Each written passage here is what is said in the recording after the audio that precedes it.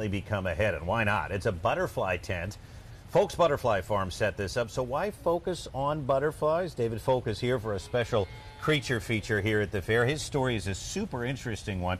We're going to get to the Q-tips and the butterflies here in just a minute, but you weren't always a butterfly guru, David. Tell folks what you were in your former life. I used to service large format copy equipment, and that was until my daughter needed a project for FFA. Yes. And this was her project for FFA, and she earned her Keystone and her American degree with this. And now she's an ag teacher, and her husband and my wife and I all farm butterflies. Wow, and now you're the butterfly guy. I understand that someone suggested that you raise butterflies. This became an FFA project, as you said, but what made it interesting? What specifically? We actually raise the butterflies, okay? Yeah. So we raise all the plants and everything, and we were able to get a lot of the FFA chapters involved in it. Okay. And we taught them how to raise plants and then consequently how to raise the butterflies.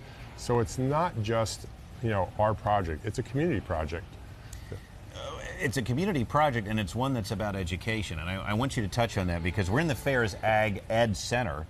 That aligns with your goal to educate about butterflies. There are 3 points that you highlight, David, so tell us what those are. Like I say, 3 out of every 4 bites that go across our table are touched by pollinators, okay? Butterflies are just one of those pollinators. And we like to teach about what it takes to keep our pollinators happy, because without our pollinators, we're not going to eat. You said butterflies like white, so the one's landed on my paper there. We've got one on the Q-tip. When visitors come into this tent, and you really do need to come into this tent because it's really cool, show me what they can do. And actually, you're teaching me here because we've got, what do we have on this Q-tip? We have a monarch butterfly, okay, and what we're teaching is the parts of the butterfly.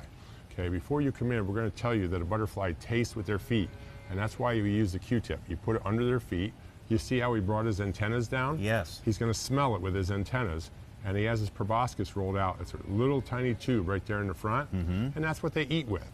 Okay, so we actually provide an environment where you can actually come in and feed the butterflies and see how a butterfly actually functions. That's amazing. And we didn't plan this, but one's on David's head. I've got a couple on my scripts, but they land anywhere. Now, you welcome visitors to your farm, correct? Where is that and what happens there? We're in Nescopec, Pennsylvania, and we do all kinds of events at the farm. The 30th of July, we actually have music in the garden. Oh, fun. So the butterfly house will be open, but we have a live musician comes in. We have a winery and a food truck that comes in as well.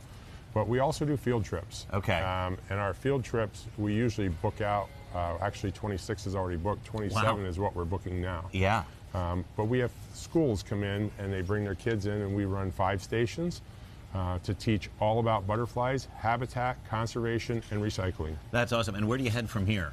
From here, we're going to Bloomsburg Fair. Okay, well, I will see you there. All right. And I know you're going to be here the rest of the week, right? We will be here until Sunday night. That's awesome. So please come into the Ag Center, check out the butterfly exhibit, talk to David because he's a great fountain of knowledge with butterflies. You can learn about their life cycle, and yes, you can get a chance like I'm doing here to feed them, and they might even land on you. David, thank you so much. You're welcome.